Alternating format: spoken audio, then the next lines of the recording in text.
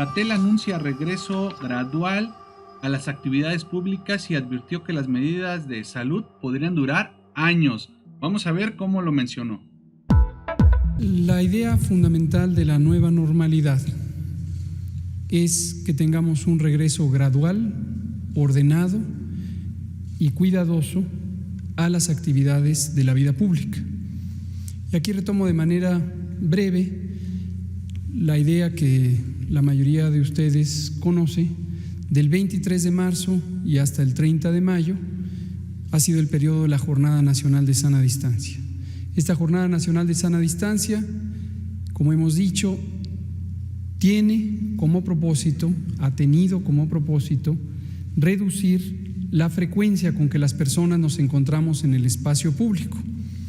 El espacio público es un campo muy abierto que básicamente es todo lo que no es nuestra casa.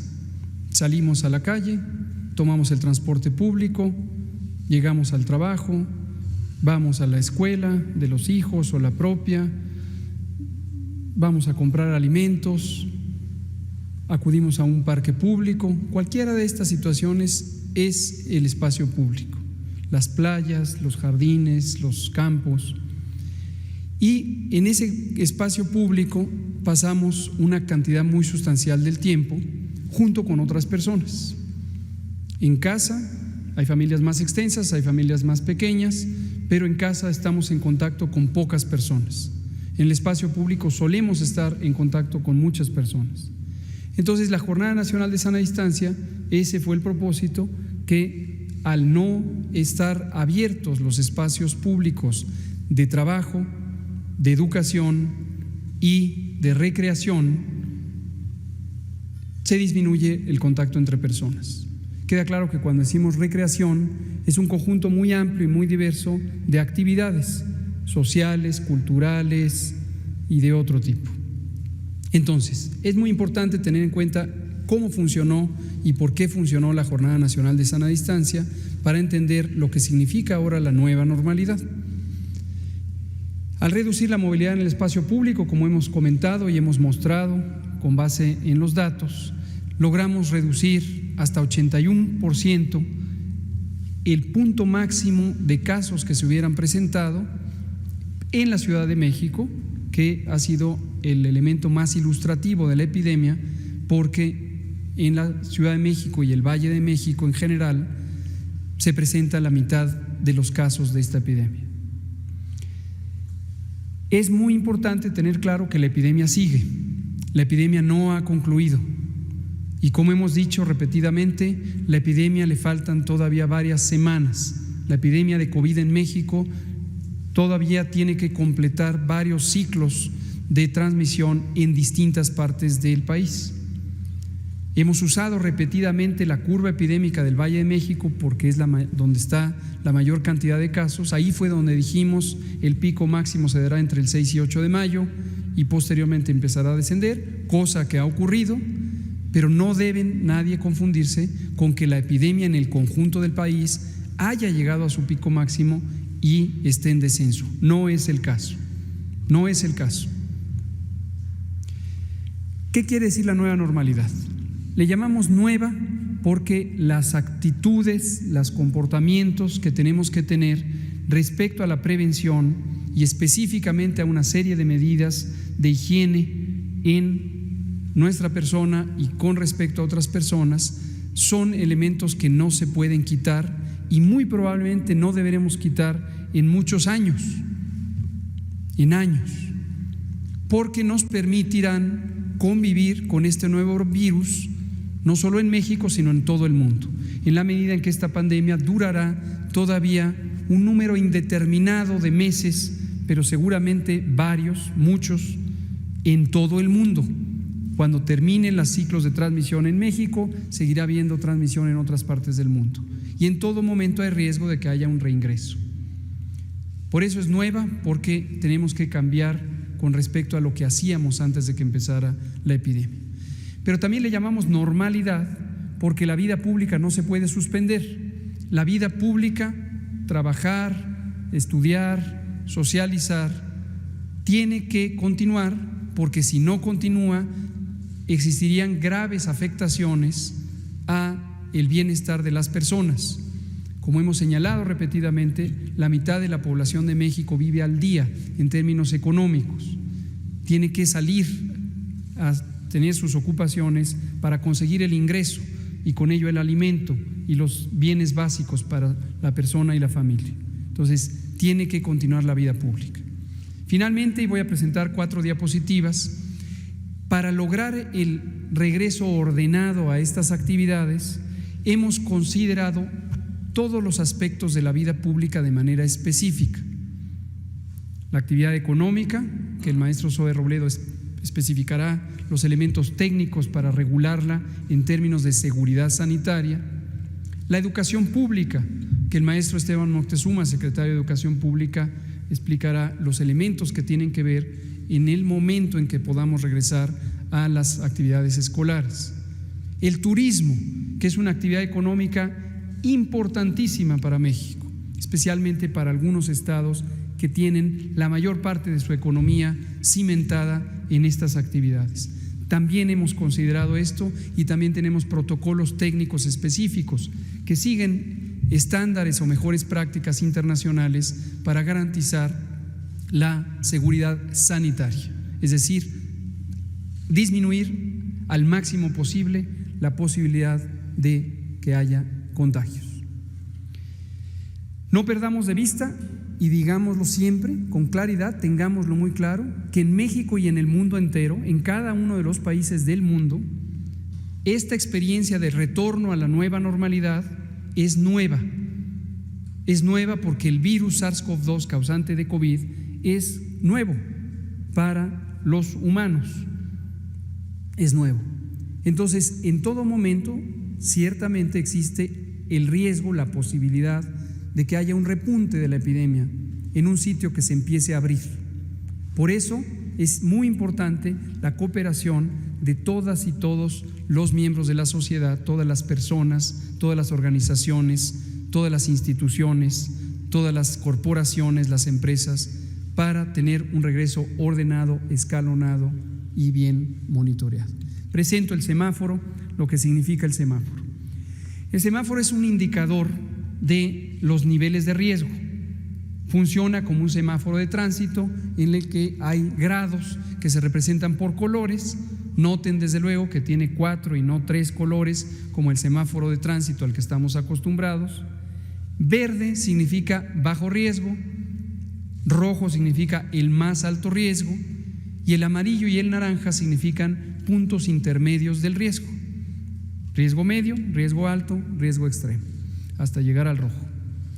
Lo que se ve en la diapositiva es un diagrama, no son datos, son un diagrama de una curva epidémica que podría presentar todas y cada una de las entidades federativas, los 32 estados, podrían presentar ciudades y zonas metropolitanas. Y como en este momento la mayoría está familiarizada y familiarizado con la curva epidémica, pero reitero que es una gráfica que representa cómo van cambiando el número de casos con respecto al tiempo. Entonces, entre más sube la gráfica, entre más alta es esta figura que parece una montaña, quiere decir que hay más casos. Entre menos alta es, quiere decir que hay menos casos. Y de izquierda a derecha se puede ver cómo va cambiando en el tiempo. Noten ustedes que en todo momento, en las zonas bajas de esta curva, existen pocos casos y otros eventos importantes que ahorita señalaré para evaluar la intensidad de la epidemia, y está en verde. Y luego, conforme empezamos a subir, pasa a amarillo, pasa a naranja, pasa a rojo, toda la zona de alta transmisión, de alta intensidad, de alta frecuencia de casos es roja, y luego empieza a descender. Esto va a ocurrir en todos los estados a su tiempo. En algunos ya empezó a ocurrir.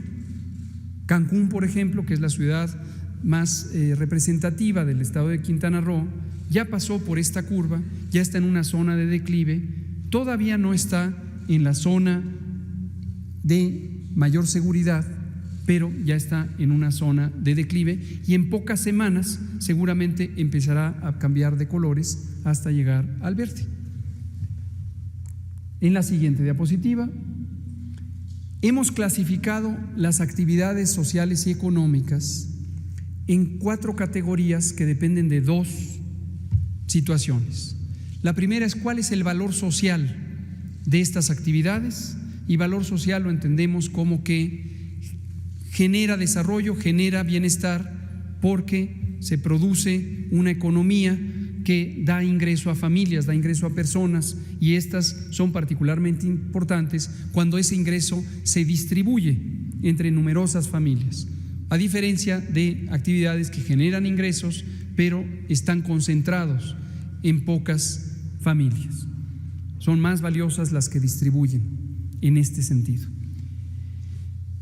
2 niveles, arriba alto, abajo bajo, en términos del valor social. Y de izquierda a derecha, el número de personas que participan en cada una de estas actividades económicas. Pocas personas, muchas personas, y por supuesto se pueden estimar y contabilizar.